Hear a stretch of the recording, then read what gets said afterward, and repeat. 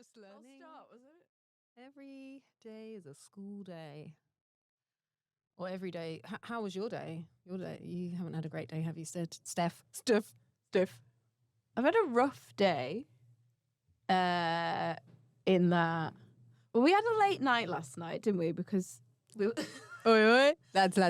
because we got a busy week. We were planning quite a few things, and then also we were waiting for Elton to finish his glass. Oh, yeah. Which was never ending.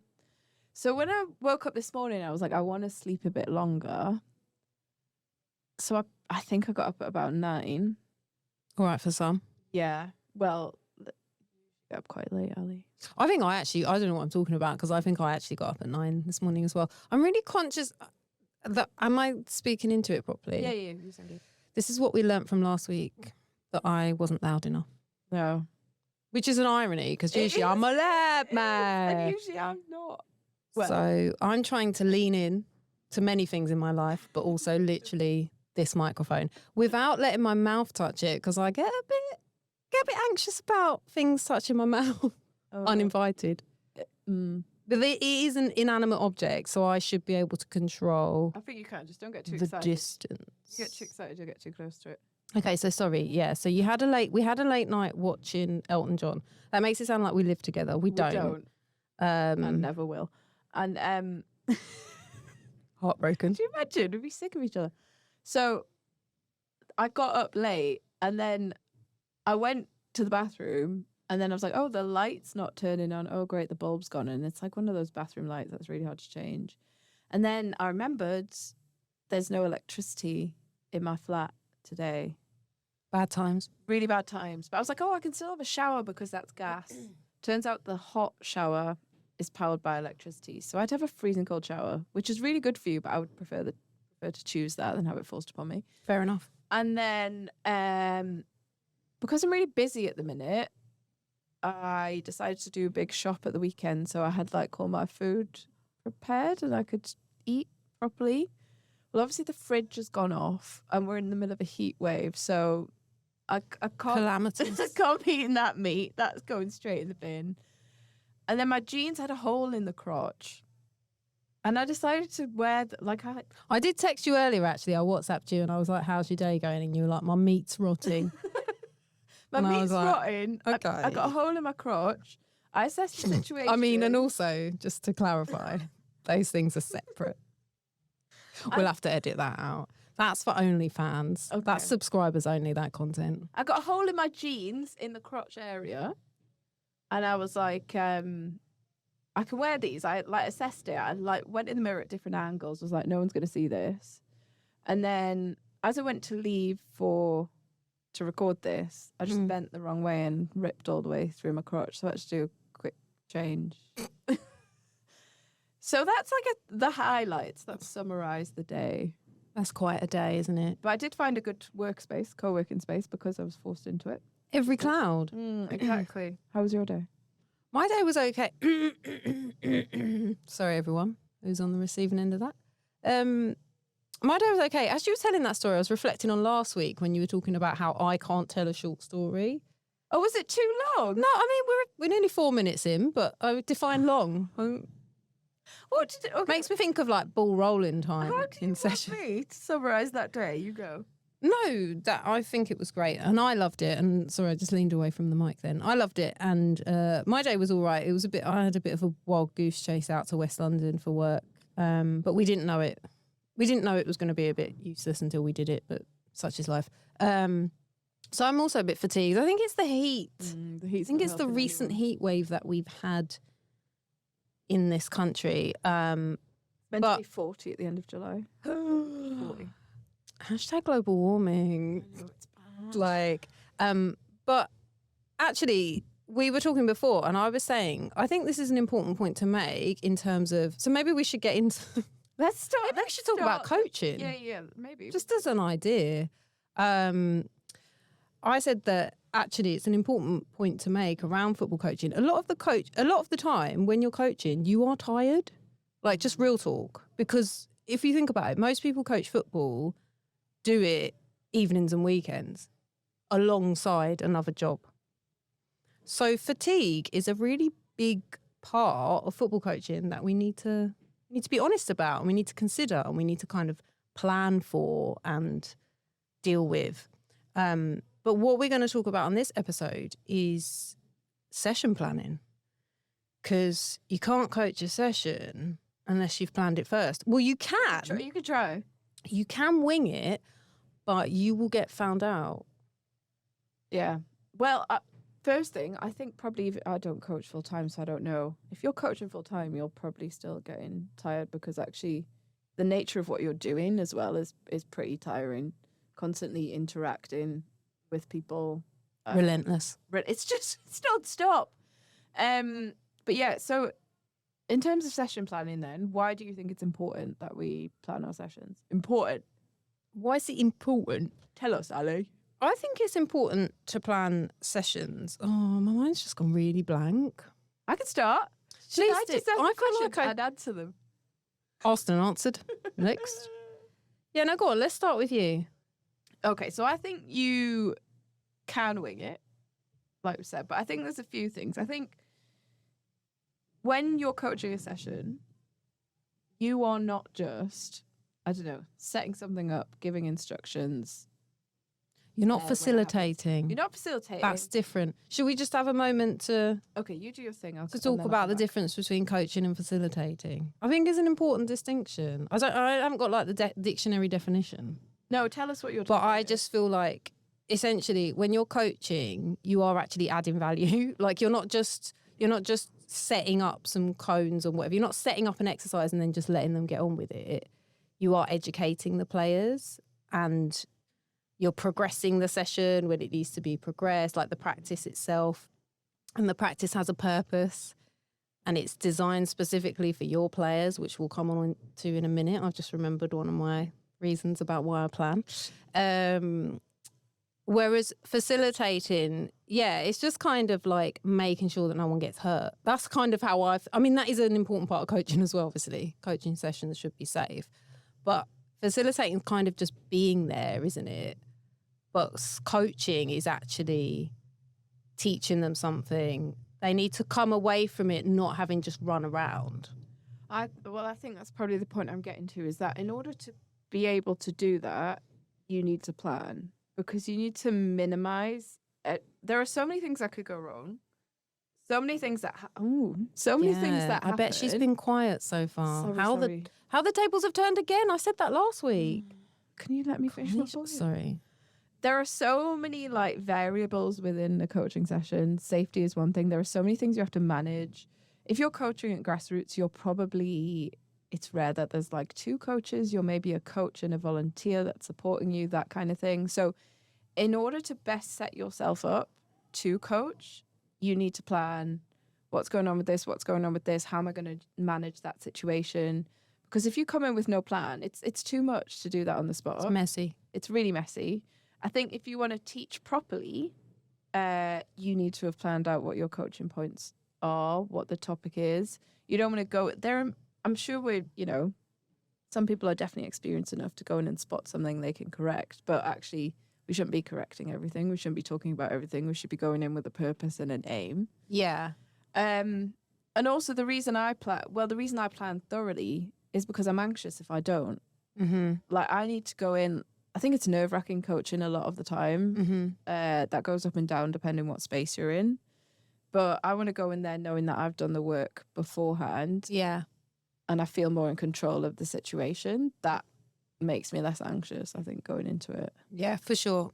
And it can be nerve-wracking. And I think for me as well, I like to think I'm a good people person. So I was always very comfortable coaching different types of players, but I was often quite insecure about my own technical and tactical knowledge of the game itself. And so one of the reasons planning was always really important to me is I needed to make sure I understood it so that I could get it across to them in an as succinct and interesting way as possible. And I think you really get found out like how much you know about something when you try and explain it to someone else.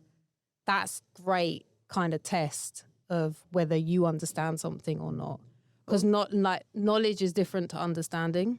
Also, when you try, because you have to explain it in multiple ways, right? Right. When you do, you can maybe blag it one way, but when you have to do it in multiple ways to help multiple different people understand, learners, for different yeah. types of learners, that's when you get found out. Absolutely. And so, so planning was often about me just making sure I understood the technical, tactical side of it first and foremost. And then also just what are my desired outcomes? Like, what are we actually trying to get out of this session? What do my players need from this? And again, it's about my players. It's not about me.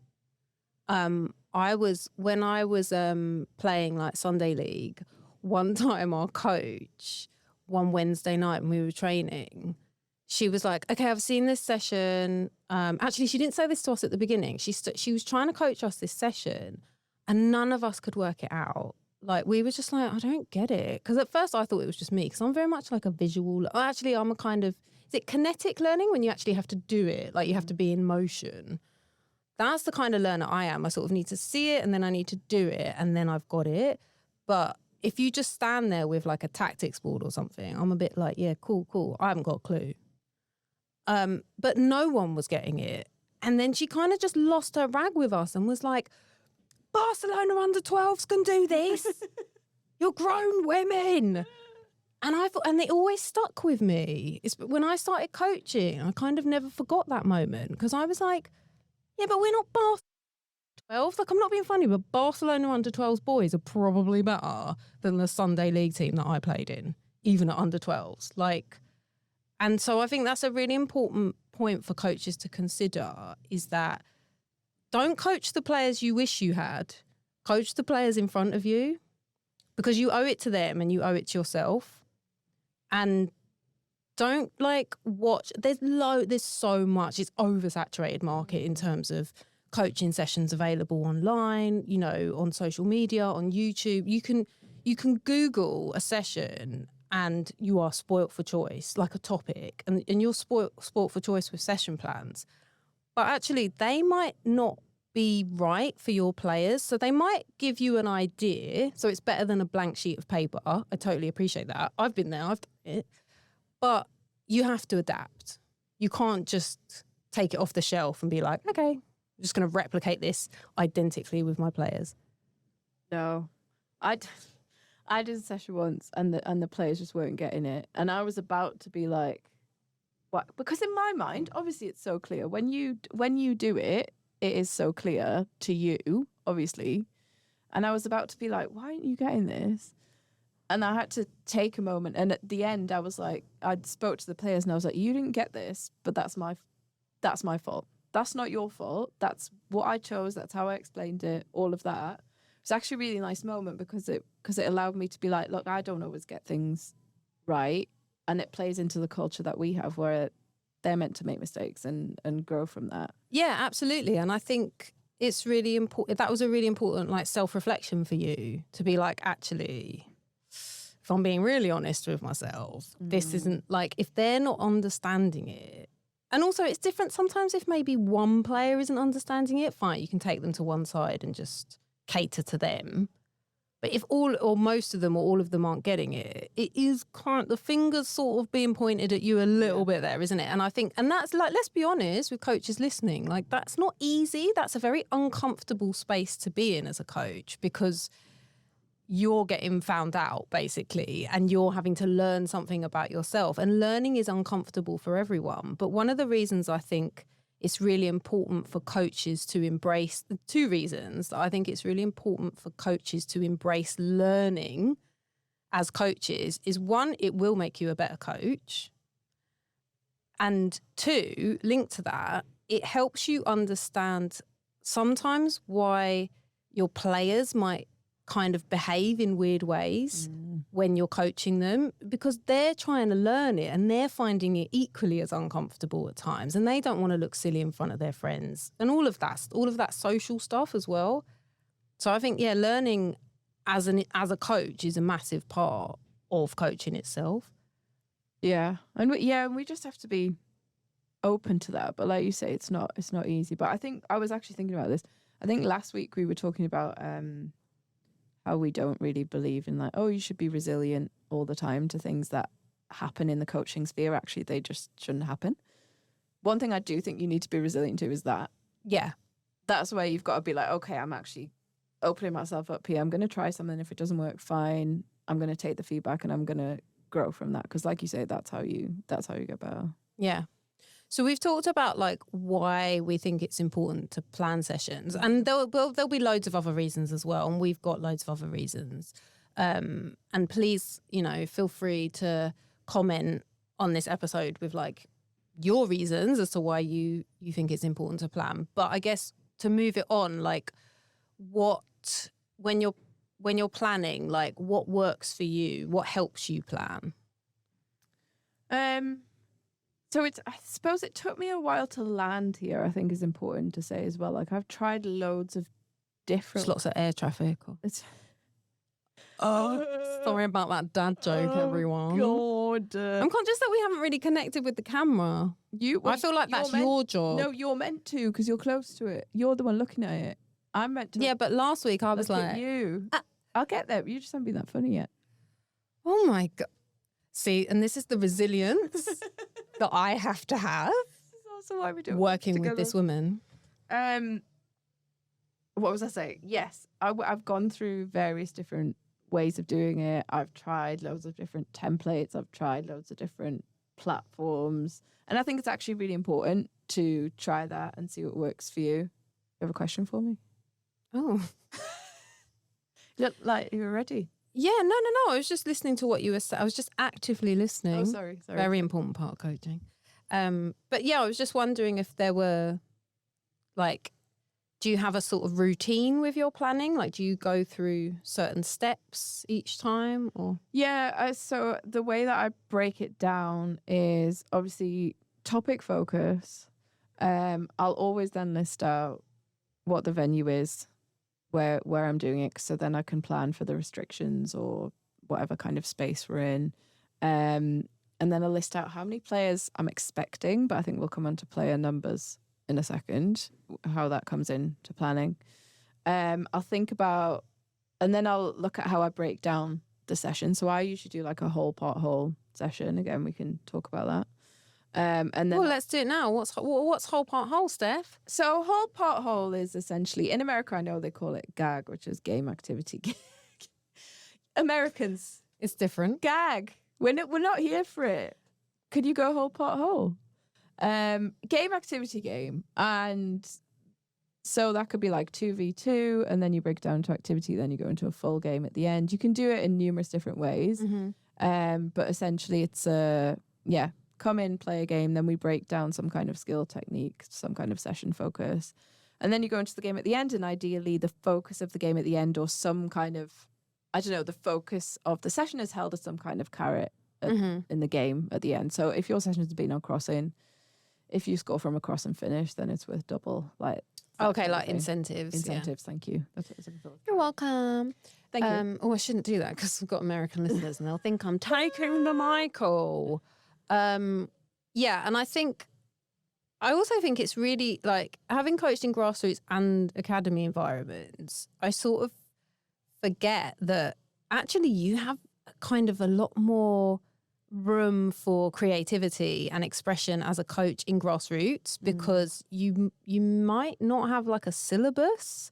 So in academy environments, you have a syllabus that you have to work towards. And depending on the academy you're in, like the last one I was in, actually, the technical director was very happy for the coaches of each age group to be very creative in how they delivered that topic that week. But that was the topic that week.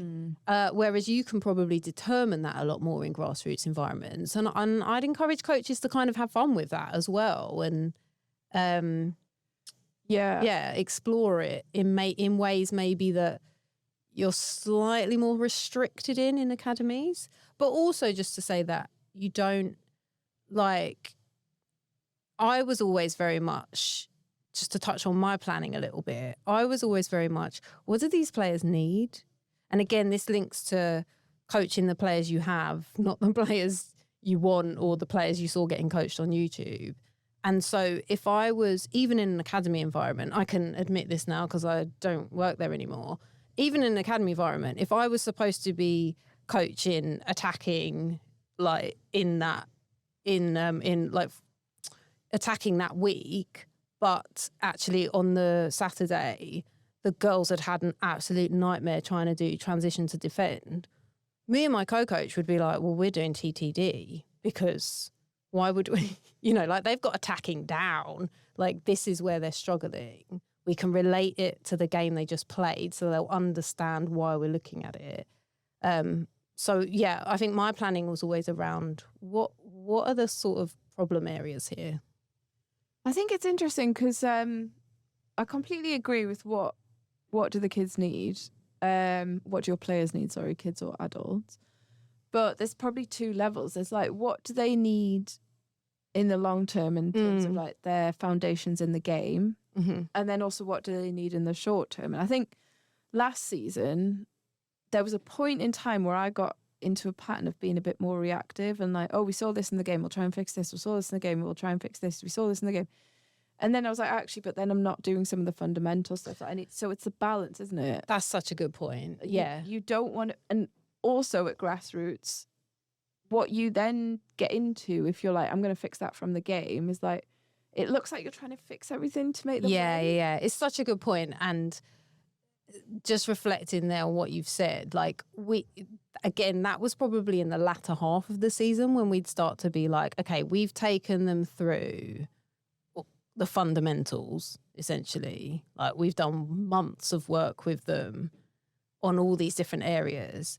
Let's go back and repeat some stuff because that's what they've maybe struggled to grasp. And I think that's a really important point to make as well to coaches. Like, I think there's this obsession with your sessions got to be different every single time you coach. It needs to be interesting and it needs to be fun and engaging because otherwise the players of all ages and abilities will switch off. But it doesn't have to be vastly different. Like you can still work, you can build on a topic. Yeah, and I think that plays into the time thing. Like you need to understand the time that you're planning for and actually, because when I started, I was absolutely that coach that was like, I need to do a different session every time. It needs to be this, this, and this. And then I realized like I have an hour a week and I'm taking 20 minutes a week to like get them to understand what the session is. That's actually wasted time. Whereas if I can use the same session and tweak it a bit or just put different constraints on it, then that can get me the same outcome. So I think that's a really important point about planning is sometimes we come at it from the angle of like, this is what I want, I'm going to shoehorn it in, where it needs to be, this is what I have, and then kind of go out from that, I think. And also, depending on what kind of setup you have and how you communicate with your players when they're not with you, and obviously very conscious of safeguarding, but what I've done in past environments is we would actually upload the session to a system that the parents had access to, and they were supposed to show the players the session before they came to it. So it would be uploaded like a couple of nights in advance of the actual session. Now, obviously not everyone, like that's a time demand on the coach as well, because that means you've got to have it nailed before, like way before the session. But that's another thing to think about. If you have that available to you, or if you could find a way of doing that safely, if you're coaching children especially, that helps as well, because then players might come with questions and ideas, which is always great, but also they have got a bit of an idea of what you're about to do rather than trying to spend all this time. Yeah, I think again that comes back to like, what do your players need? So I wouldn't do that in my environment because I'm like, these players come to my sessions. Well, I shouldn't even call it my session. Come to their sessions once a week. They play a game once a week. That's what they want out of the game, to see their friends, then to learn a little bit. But they don't want it in their life all the time. Whereas in an academy environment, you're kind of more committed to thinking about this is something I could progress in. So maybe that's more important there. So it's just important to think about what your players need on that side as well, I think. Yeah, absolutely. It's such a good point. And I think that it comes back to that whole point of kind of like, what are the desired outcomes here? Like, why are and by desired outcomes, I mean, like, for the players as well, what are their desired outcomes from that session? and coach the players in front of you. Yeah. So I suppose if I take that back to my planning, then I do have a desired outcome in terms of a topic or whatever. I should say as well, I don't just plan for the minutes that I'm coaching. I will plan for, so for example, with my group, I get them to get there 15 minutes before we're even allowed on the grass. So then, because they're all from different schools, they're from different places, they can have a chat, see how they are. I can have a chat with each of them, make sure I just say hello. And I plan that in as well, because what I found is if they arrive as soon as you're meant to be on the grass and you've got an hour, you're cutting into your time. Yeah. They want to chat. They need to kind of chill out, say hello and stuff. So I plan all of that. And then, I'll have a topic and I will draw out. I like, the little paper with the dots on that you can make your own. I do. squares. That's the good stuff. That's the really good stuff. So I'll draw it out on one side and then I'll list on the other side how we run it, and then also what my coaching points are, and then how I might present them. And I usually like to present as questions. So I list it as questions you might ask. And my aim is always I think I usually list about 4 or 5, but my aim is if I hit 2 of these, I've done all right, because you can't always squeeze them all into the time, I think. So I want to give myself enough in case it goes that way, but actually knowing that I might not hit all of them, and they might have to come back in a future session. And that's okay. Yeah. Like, that's absolutely okay. Yeah, definitely. And I think it's also around when we're planning, we're going to have to edit this bit because I've completely forgotten what I was going to say. Or maybe we'll just leave it in and be like, this is the real her. So whatever you've seen or heard. Is it about coaching points when you're planning? I think it was around... Is it about over planning? Should I just keep saying is it until we Is it? Is it on this? I think it was around... I've got like brain fatigue today. What was it around? Oh, I think it was about like staying on topic. Oh yeah, we had this conversation the other day, didn't we? Where you almost as a coach, I'm just rolling with this, let your brain catch up. I mean, I was ready to speak about it, but it's fine. I was trying to help you out. I think as a coach, it would be so easy to go in, and if you look at your team play, you can always find a million things that they could do better. And it would be really easy to go in and be like, this. Just trash their team there. Not my team, every team. But I think as a coach, you have to be really strict with yourself and be like, I'm not even looking at that today. I'm ignoring that because this is my focus. Yeah. Because all of the research around how people learn, and particularly how children learn, is that it needs to be really focused. It needs to be on one topic. No one's picking anything up if you're trying to correct a million different things in an hour. Yeah. I mean, you've said my point, so I'll move on. Or should I move on? Yeah. Got any questions for me? No, I think that is important. When we watched the first one back, Steph was like, "Oh, I'm a bit worried that I talked too much in that one." Well, here we are. Yeah, because we did, didn't we? We did. Here we are again. We did like a. I can't help myself. We did a like a. Apparently, I'm the fame hungry one, but you are. You're not fame hungry. You're more famous. I'm not famous at all. But anyway, come on, come on now. We did a test thing at my house, and I told you the other day I was still really nervous around you, and we did it, and you did talk a lot more in that. Yeah, I felt like I was just interviewing. No, I felt like you were interviewing me in that. Because that's been our it's been our dynamic. Yeah, that's how we met. No, that is. We sound like a couple. Just to clarify, if anyone's interested, we're not. Over Zoom.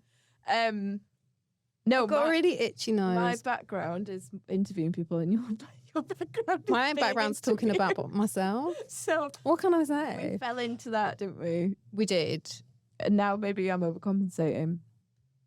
Maybe it's your time to shine, baby girl. I'm not against it. I'm here for it. You're making it really easy for me.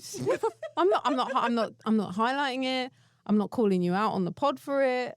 I'm just letting it happen. I'm just letting it unfold naturally. Oh gosh, no. Okay, so good luck to the editor on this episode. Looking back, do you think you can? I think you look at that because you think you're looking at the camera when you look at that. Looping back, Ali, do you think you can overplan? Looking back on where we first met. Oh, Atomic. I mean, can you overplan? If you've got enough time to overplan, good luck to you. But like, I mean, yeah, you probably could, but I guess that's more about, I guess I wouldn't describe it as overplanning. I'd describe it as you're trying to fit too much into a session. That's a really good thing as well. I think when I plan, so say the session's an hour, I'll only plan 50 minutes because I know it won't go like that. You want to allow for time to be like, oh, this is not going well, let's cut this. Oh, this is going really well, let's just expand it and to adapt as you go. You also need to allow time for breaks, drinks, all of that. All that jazz. So if you're planning, I don't know if you've got arguments, fights. Depends. No, but for real, like some of the places I've coached in. Things happen, don't they? So if you're planning, I mean, between the parents, I'm talking about. We haven't even started on the players. Don't let your parents come to training. Is my tip. But if you're planning like 1 minute to 5 minutes, 5 to 10, 10 to 20, 20 to 40, you're setting yourself. Oh yeah, because it doesn't. You need to allow. You need to. One of the biggest parts of coaching is learning to adapt, and you got to roll with the punches in so many. I mean, not literally. Like if anyone's trying to punch you, get out of there. That's a toxic environment. I have had to split up. We can talk about it at some point. I've had to split up physical. Yeah, but not trying to punch you as the coach. Has anyone ever tried to punch me? Let us know, listeners. No, I mean, we shouldn't even joke about that because at some point we will get into, I just think football changes people. It's like they step into a football environment and then there's like this magic dust and they're like a different human. Yeah. And I think we will talk about that at some point. So it's not funny. But you know. But I mean it, you know. It could be. We like to look depending on how we edit this episode. We like to look at things from multiple angles, don't we? We do. We do. We do. We're exactly the same in everything. Can you imagine? I beg. She's gonna edit that out. So what it is that I keep thinking of stuff and then you laugh and it puts me off. But yeah, so I wouldn't say it's overplanning. I would say it's kind of, maybe trying to get too much into a session. Just learn to roll with it. And, you know, if you've got to spend longer on one thing because the players haven't quite got there yet, then so be it. That's fine. You can shelve the rest for another time. And equally, if they've got it and they're like, what's next? Bored. Like, you really have to learn to read your players. And this is why, like, communication skills is such a massive part of coaching because you have to learn to interpret different behaviours. Like I often hear people talk about coaching players who misbehave. And I'm like, there's a reason for that. Yeah. But we might be getting ironically, we might be getting slightly off topic there. But you could plan for that. Just trying to get myself out of jail here. You can plan for... I was actually going to say, I think... there are certain places where you should overplan, and that is... What do you mean by overplanning though, Steph? Because I'm not sure you mean that. But... Okay, there are certain things that you should really prepare for. Do you mean in detail? Yeah. But that's not overplanning suggests you're doing too much. Yeah. Actually, you're not doing Turns out, coaches, none of you are doing enough. I think you... For less than minimum wage. Sort yourselves out, would you? I think there are certain things that maybe we don't plan that we should plan. So, a couple of examples. One is, I think one-to-one interventions are really important. And I think sometimes, if you're not careful, you can give the same players one-to-one. Sorry, I just had to burp and I thought... Oh, God. You can give... I'm just powering through. You can give the same players one-to-one interventions week to week. You can chat to the same players week to week. So what I will plan is these are the 3 players I want to make sure I have a proper conversation with this week. Either because I know there's something going on with them or because I want them to make sure they feel valued or something like that. What I'll also sometimes plan, so what you're talking about, adapting sessions, if you're not that... If you're like, oh, I don't feel that experienced in, I don't know if I can do it kind of on the hoof or if I'll be able to. What do you say, hoof? On the hoof. What do you say? Hoof. on the fly. I don't know if I can do it on the fly. I try and plan for like different scenarios or how I might have to adapt. So, for example, if they're finding this really easy and it comes into progressions, this is what I can do. If they are struggling with this is how I can pull it back. If there are odd numbers when I was expecting even, this is what I might do with the odd number. Yeah. If there's crazy amount of more numbers, this is how I'm going to split the same session into 2 or 3. Yeah. All of these, you can plan for the what ifs, I suppose, and you're Yes. not going to cover all of them, but it does make you feel a lot more comfortable Yeah. if they come up, particularly when you're still, I suppose, we're always all finding our way on the journey. Ching. Yes.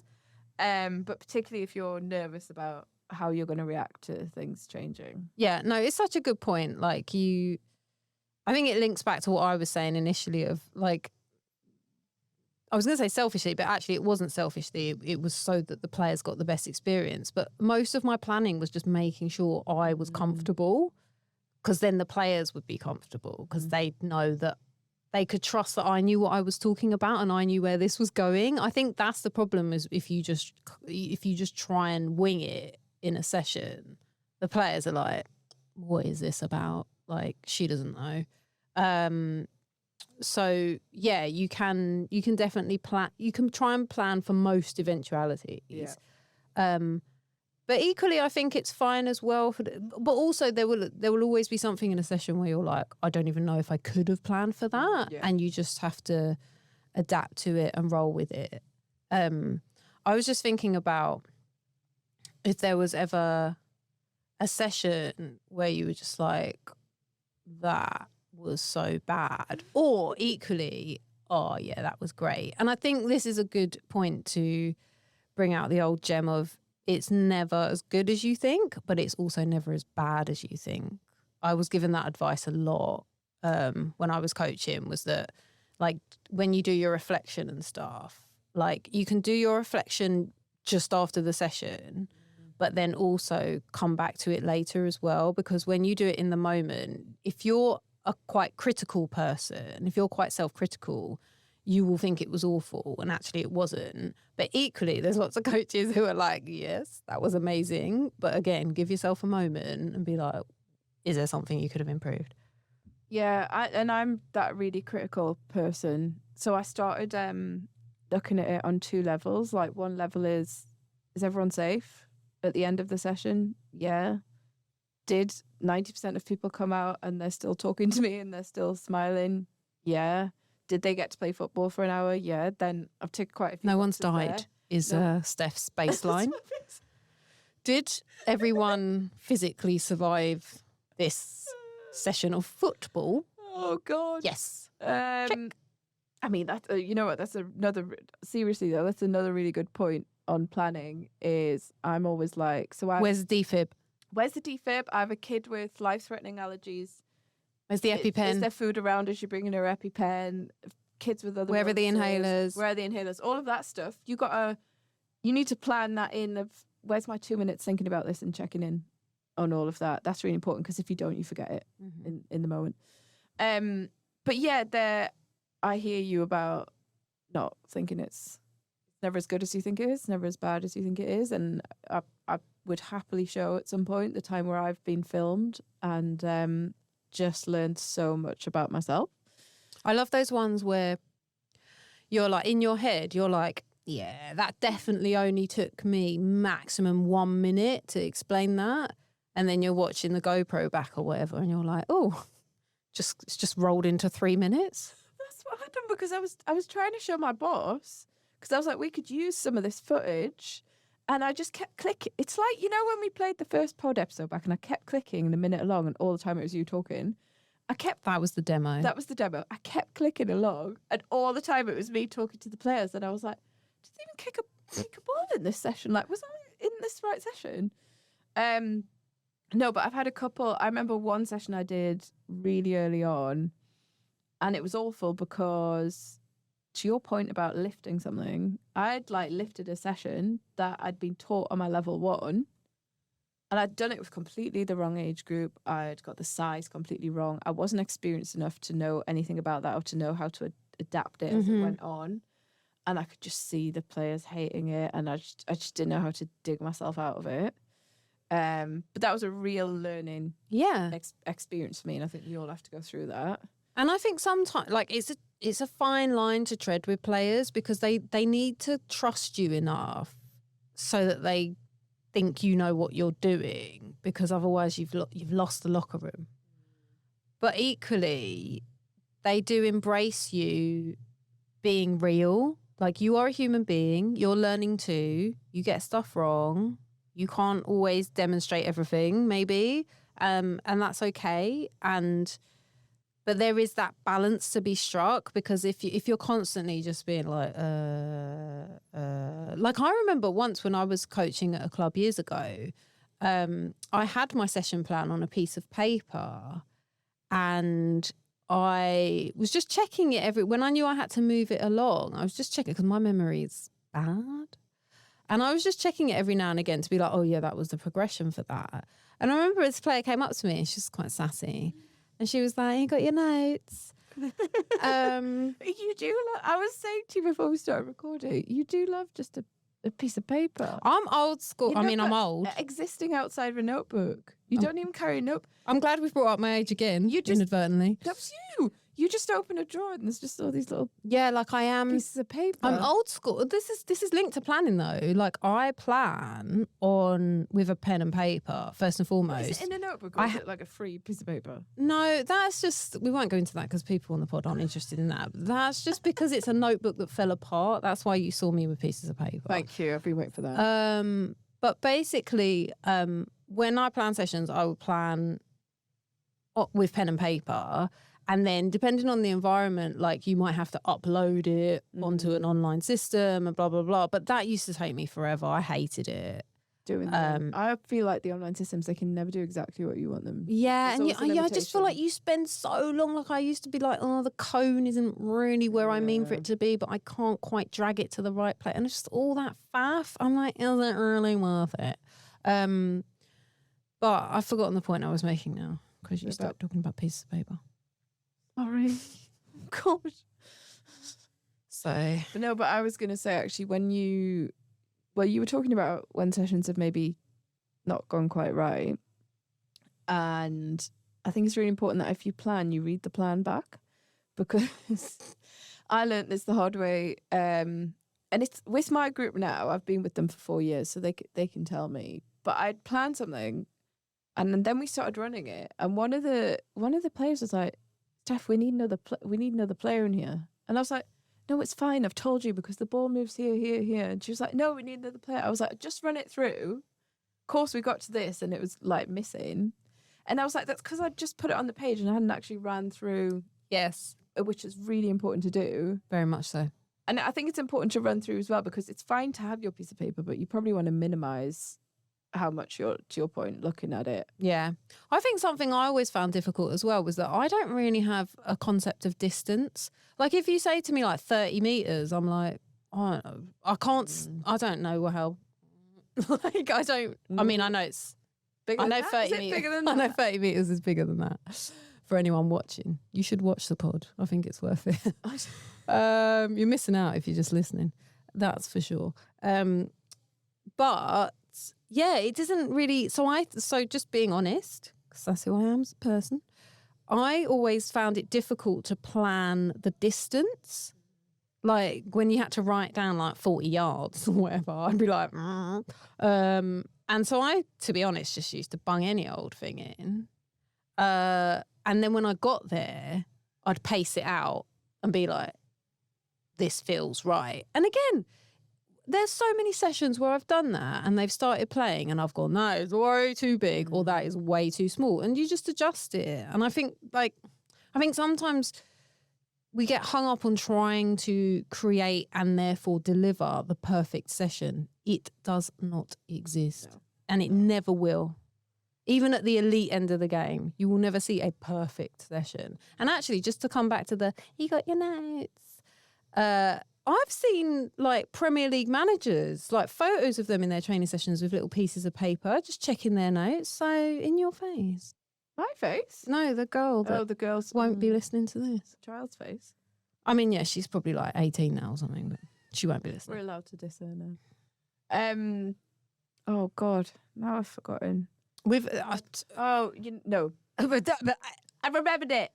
It was about the things you need to know before you plan a session. So obviously, if you're working in the same environment week to week, it's really like for me with distances. Like we have, it's like marked out as a basketball court. So I'm like, I'll use that square for this, that square for this. But if you're going to coach in like a new environment, oh yeah, if you can, it's cool to just be like, hey, what's the surface? What kind of size have I got? am I bringing my equipment or have you Yeah. got equipment? And when you say you've got equipment, are the balls pumped? Yeah.